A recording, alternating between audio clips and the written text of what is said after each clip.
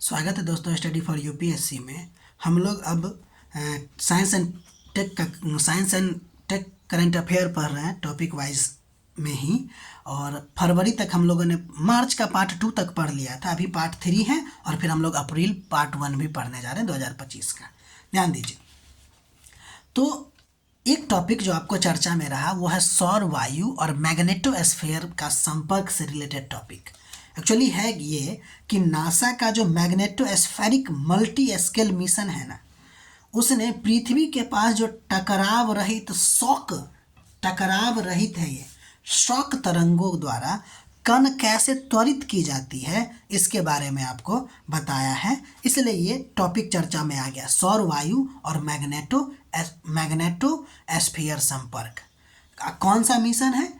तो एमएमएस यानी कि magnetospheric multi scale mission NASA का है। तो पहली बात तो देख लेते हैं सौर वायु क्या होता है।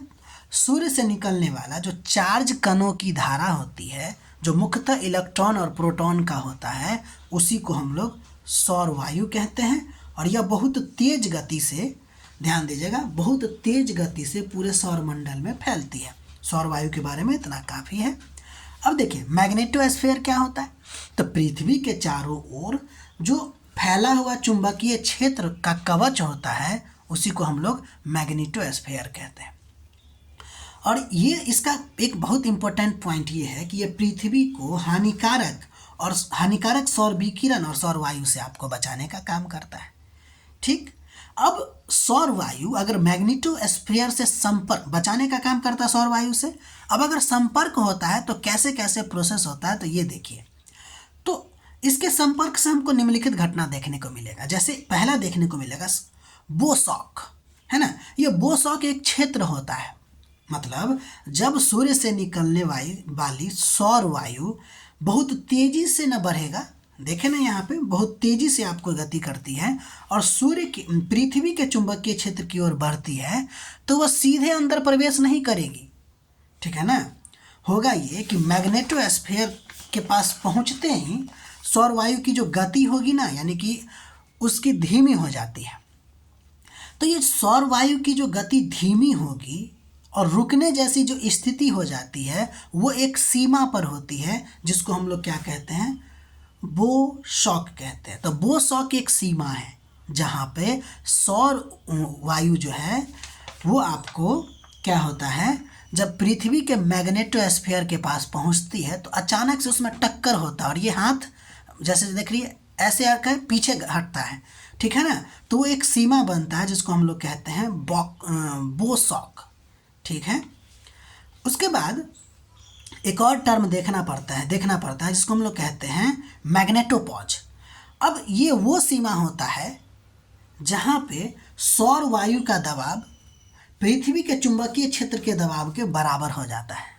देखिए ये जो हम ABC लिखे हुए हैं एक्चुअली में वो सौर वायु और मैग्नेटोस्फीयर के संपर्क से होने वाला घटनाएं हैं। तो पहला घटना तो आप देख लिए बोसॉक। उसके बाद अगला नंबर घटना जो हम आपको बताने जा रहे हैं वो मैग्नेटोपॉज है। मैग्नेटोपॉज मतलब कि सौर वायु जितना प्रेशर डाल रहा है और पृथ्वी का चुंबकीय क्षेत्र जो को मैग्नेटोस्फीयर है वो जितना दबाव डाल रहा है वहाँ इक्वल हो गया। ठीक है। अब अगर रिकनेक्शन हो जाए, मैग्नेटिक रिकनेक्शन यहाँ पे है, तो इसका मतलब है कि जब सौर वायु पृथ्वी के चुंबकीय क्षेत्र से जुड़ता है तो ऊर्जा स्थानांतरित होती है और वो जो ऊर्जा स्थानांतरित होती है वो बदल के तापीय और विद्युत चुंबकीय रूप में ऊर्जा स्थानांतरित होती है। मतलब जब सौर वायु और चुंबकीय क्षेत्र आपस में मिलेगा तो ऊर्जा स्थानांतरित तो होगी ही। ठीक है। और वो जो ऊर्जा स्थानांतरित होगा वो अपना रूप परिवर्तित करके करता है। रूप परिवर्तित करके मतलब तापीय या विद्युत चुंबकीय ऊर्जा के रूप में करता है। और यही ऊर्जा का स्थानांतरण जब ध्रुवों पर होता है तो वहाँ पे अरोरा जैसी घटनाएं देखने को मिलती है। अब अरोरा में आप लोगों ने पढ़ा होगा अरोरा बोरियोलिस और अरोरा ऑस्ट्रेलियोसिस। तो इसको हम लोग अगले लेक्चर में या कभी अगर मौका मिला तो उसको देखेंगे। यानी मैग्नेटिक रिकनेक्शन का मतलब ये हो रहा है कि वहाँ पे ऊर्जा का आदान प्रदान होता है। ठीक, तो ये था आपका टॉपिक। अगला नंबर देखते हैं ध्वनि तरंग का प्रसार और श्रव्य संलग्नकों का संबंध। ठीक है, इसको देखते हैं। देखिए, इसको श्रव्य संलग्न मतलब होता है ऑडिबल इनक्लेव बोलते हैं इसको। ये एक नया टर्म है, इसको हम लोग देखेंगे अभी। एक्चुअली में नेशनल एकेडमिक ऑफ साइंस की एक अध्ययन प्रकाशित हुआ था जिसमें श्रव्य संलग्नकों की अवधारणा प्रस्तुत की गई थी। तो ये ऑडिबल इनक्लेव है क्या? तो ये एक नई ध्वनि तकनीक है जो बाहरी व्यवधानों के बिना, जो बाहर से जो व्यवधान होगा, बिना स्थानीयकृत ध्वनि को सक्षम बनाती है। मतलब आप एक रूम में बैठे हैं, कोई भाषण दे रहा है तो सिर्फ आप ही को सुनाई देगा। बाहर से आने वाला कोई गीत संगीत इस बात को डिस्टर्ब नहीं करेगा। कि जैसे अभी हम लोग, जैसे मान लीजिए ना, अभी हम वीडियो रिकॉर्ड ही कर रहे हैं तो कहीं से अगर आवाज़ आएगी तो इसमें भी रिकॉर्ड हो जाएगा। लेकिन ये जो ऑडिबल इनक्लेव होगा वो एक ऐसा तकनीक है जो बाहरी व्यवधान के बिना स्थानीयकृत यानी कि लोकलाइज्ड, जो हम बोल रहे हैं उतना ही यहाँ पे क्या करेगा, सुनने में सक्षम बनाएगा, बाकी कोई और चीज़ को नहीं। ठीक है, तो देखिए अब हम देखते हैं उसमें रिलेशन किसका, ध्वनि का प्रसार और इसमें ऑडिबल इनक्लेव में रिलेशन। देखिए, तो पहले ध्वनि का प्रसार हम देख लेते हैं कि जानते हैं कि आप ध्वनि तरंग जो है वह कंपनशील स्रोत से उत्पन्न होता है। यानी कि ध्वनि कैसे उत्पन्न होता है, वाइब्रेशन से उत्पन्न होता है और फिर आपको संपीड़न और विरलन द्वारा आगे बढ़ता है। इसका प्रोपेगेशन के बारे में आप जानते हैं ना, कैसे बढ़ता है, तो वही आपको बताया गया है। जब ये आपको प्रसारित होती है तो ध्वनि तरंग प्रसार के दौरान चारों दिशा में फैल जाता है। अब जब चारों दिशा में फैलेगा तो उसकी तीव्रता आपको क्या हो जाएगी, घट जाएगी। इस बात को समझे कि नहीं, ध्वनि तरंग जब आगे बढ़ेगी तो चारों दिशा में फैलेगी और चारों दिशा में फैलेगी तो उसकी तीव्रता कम हो जाएगी। अब यहाँ पे ऑडिबल इनक्लेव का क्या रिलेशन है, तो पहले तो ऑडिबल इनक्लेव देख लेते हैं कि यह एक छोटा स्थानीयकृत क्षेत्र होता है। ये कोई मशीन उसीन नहीं है, ये एक क्षेत्र है। ठीक है, जहाँ ध्वनि स्पष्ट रूप से सुनी जा सकती है, जबकि आसपास के क्षेत्र में वही ध्वनि सुनाई नहीं देती। जितना है रूम उतना ही दूर के रूम में, बाकी किसी से कोई लेना देना नहीं। तो यह कैसे बनता है, तो आप जानते हैं कि ध्वनि तरंग में वितरण, अगर ध्वनि तरंग के विवर्तन और उच्च आवृत्ति वाले तरंग को के नियंत्रित प्रसार के कारण ये बनता है। सिंपल बात समझिए, उच्च ध्वनि तरंग का इसमें उपयोग किया जाता है और साथ ही साथ रेगुलेटेड वे में किया जाता है। तो उच्च ध्वनि तरंग जो होता है उसका प्रसार कम होता है।